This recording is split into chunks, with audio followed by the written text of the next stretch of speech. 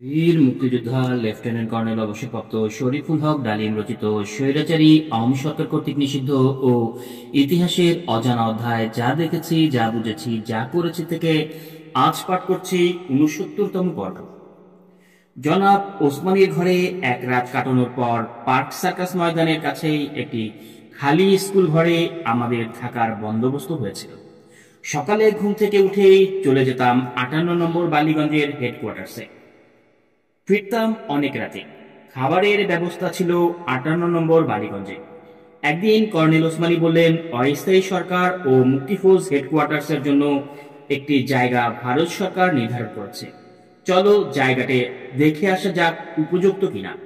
বালিগঞ্জের বাড়িটা নেহায়েত ছোট, সবসময় অসংখ্য লোকজন ভিড় করে থাকে। নিরাপত্তা রক্ষা করা দুষ্কর, কথাটা অতি সত্য।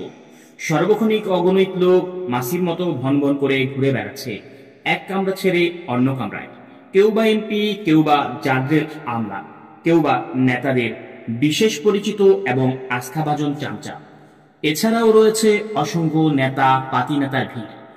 গায়ে মানে না সকলেই আপন মরণ, যার যার হাতে প্রত্যেকেই ৩.৫ হাত। গেটে প্রহরীরা কিছু জিজ্ঞাসা করলেই লঙ্কাকাণ্ড বেঁধে যায়।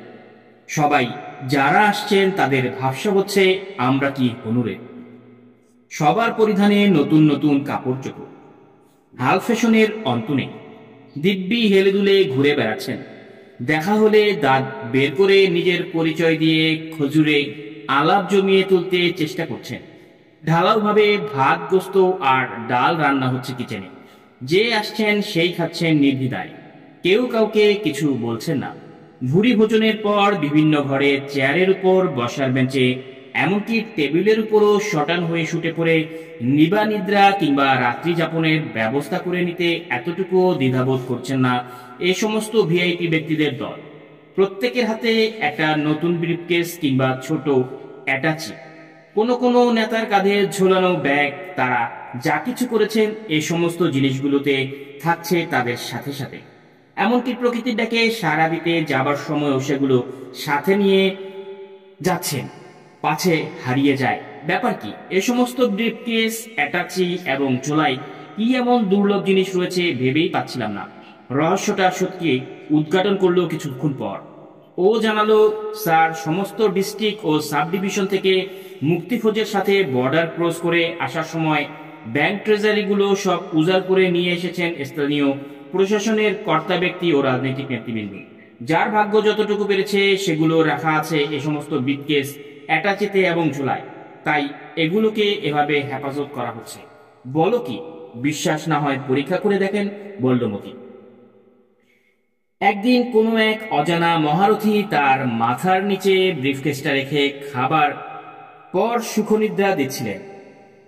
ঘুমের ঘোরে ব্রিফকেসটা মাথার নিচ থেকে সরে গিয়েছিল।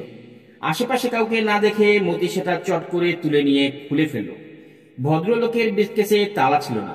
খুলতেই মতিও আমার চোখ চরক গাছ। একই থরথর সাজানো পাকিস্তানি ৫০০ টাকার নোটের বান্ডিলগুলো ব্রিফকেসটা বোঝায়। ব্রিফকেসটা নিয়ে আমরা চুপিসারে কেটে পড়লাম। কিছুক্ষণ পর ঘুম থেকে উঠে ভদ্রলোক তার ব্রিফকেস হতিস না পেয়ে সারা বাড়ি মাথায় তুলে হাই হাই করতে লাগলেন। কার্দালিকে পাঠিয়ে ভদ্রলোক ডেকে পাঠালাম। তিনি এলেন। জিজ্ঞেস করলাম, কি ব্যাপার, এত হইচই কেন? আমার ব্রিফকেস চুরি হয়ে গেছে, তিনি কাঁদো কাঁদো হয়ে বললেন। কি ছিল তাতে? আমার কিছু কাপড় ও প্রয়োজনীয় জরুরি কিছু কাগজপত্র ছিল।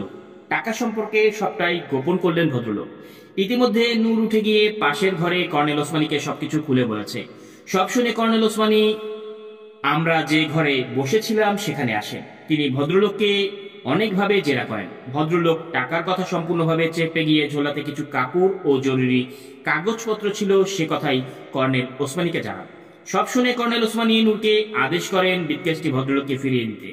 ইতিমধ্যে ব্রিফকেস থেকে প্রায় ১২ লক্ষ টাকা আলাদা করে রেখে দেওয়া হয়েছিল। কাপড় চোপড় ও কিছু কাগজপত্র ব্রিফকেসটি ভদ্রলোককে ফিরিয়ে দেওয়া হয়।